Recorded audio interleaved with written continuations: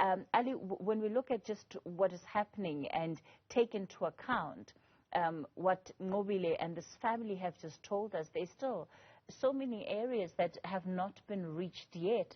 Tell us about what you've been able to do in the last 48 hours. Thank you, Kathy. You know, Kathy, the warning signs has been given to us from Sunday already when we were called by the Western Cape Disaster Risk Management teams informing us the weather services has indicated that a weather storm is about to hit Cape Town. That's when they increased the level warning from level 6 to level 9. The first call we received was 5:30 in the morning when the Vierwaterskloof municipality called us, informing us that the Potterrivier has burst its banks, taking part of the N2 away. Unfortunately, areas like Gabou, Caledon, Potterrivier, Riversdale has been completely cut off. There were many community members' houses got completely washed out. Roads to that areas were inaccessible. Simultaneously, we were in contact with the Cape Agulhas municipality, who informed us about the situation in Pretoria.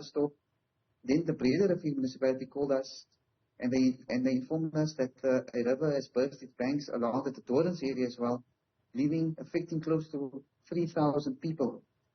Unfortunately, that road was closed off, and the main challenge for Gift of the Givers teams were to get into these areas as roads were inaccessible. But we managed to split the teams into 5. One area, one team concentrated on the informal structures around the Western Cape. Another area concentrated on the Overberg region, which was the Loris Pass village, your Makassa, where your colleague just was live from now, the Sunfly area. And then we had teams in the other areas to render assistance. As soon as a road became accessible, our teams moved in to render assistance. But there are thousands of people that still requires assistance. We had calls today from Montague, Ashton, Robertson, informing us that community members are being placed in halls. They in urgent need of blankets and of warm meals.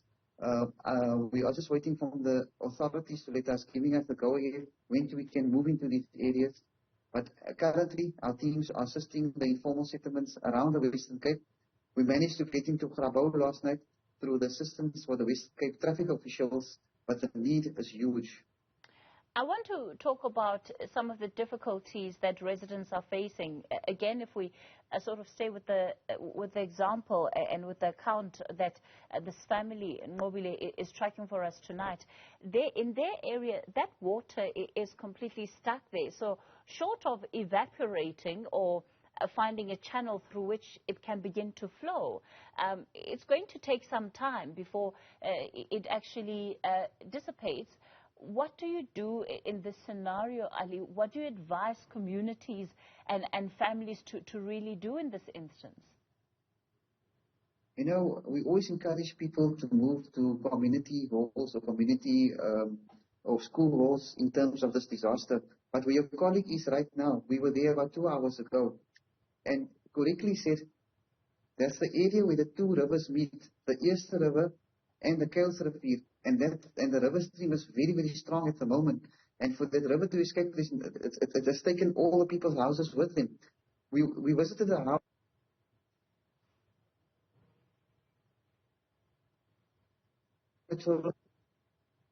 Seeking help, and we asked them, how did you guys sleep the evening? They said they were sitting up for the last 2 days, scared to come down because they could hear how fast the river was going past them. So this is just one of the areas we managed to assist.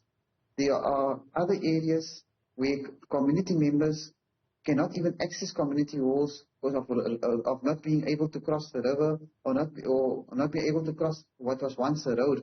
So all credit due to the disaster risk management teams who are trying to evacuate the people, but we are trying as best as possible with the help of the different authorities to reach out to people, but we just ask them to be patient and to not go out of their houses if they see anything danger, because don't underestimate the force of the water. We've seen already this 8 people has lost their lives and there's 6 people missing due to the current floods. All right, and of course you're watching on your screen, there's some of the live pictures that our team on the ground is feeding us tonight as a result of the floods, the aftermath really of these floods. Ali Sablay is with Gift of the Givers. Ali, for South Africans that are not in the Western Cape, or perhaps even some that may be, but that are watching these visuals tonight and really want to get involved, what can they do? We are in urgent need of blankets, mattresses, toiletries, and baby care packs. Those who want to donate can contact our toll-free number 0800 786 911. For the estimation at the moment, we are looking to plus minus over 12,000 people affected. That's what the numbers coming through with the municipalities and of community members, and our assessments is not done yet. So the numbers can rise in the next 24 to 48 hours. Mm-hmm. You bring me to my next point, Ali. What are you anticipating over sort of the next 48 hours, and any sense of how long it's actually going to take to at least have the majority of those that have been affected by the storm seen and assisted by organizations like yourself? This disaster we won't be able to solve in 1 or 2 days. This will take about a week or 2 weeks. Once roads become accessible, then we'll get a clearer picture of communities out there. Some areas do not have cell phone signal, some do not have electricity, so we're not getting any figures or any totals from communities on that side. So we are trying to prepare ourselves. When the roads do come accessible, we know already people are going to be hungry. They have no clothing, they have no bedding. So, and lucky at school holidays, where parents don't have to send their children to school, but schools are shut down in any case in these affected areas. So we are appealing in terms of new bedding, new clothing. That will be of great assistance. If communities can call us on 0800 786 911, if there's any form of donation, whether it's a blanket, whether it's a mattress, please get in contact with our teams, because it's a community out there that's in urgent need of these items. Ali, we've spoken extensively about the Western Cape. Do you have any teams currently deployed in the Eastern Cape? Yes, we have. We have teams at the moment in Quebec. They are busy meeting up with disaster risk management teams to see what the effect of the damage there, and they will be moving in other areas of the Eastern Cape as well. All right. Let's leave it there for tonight.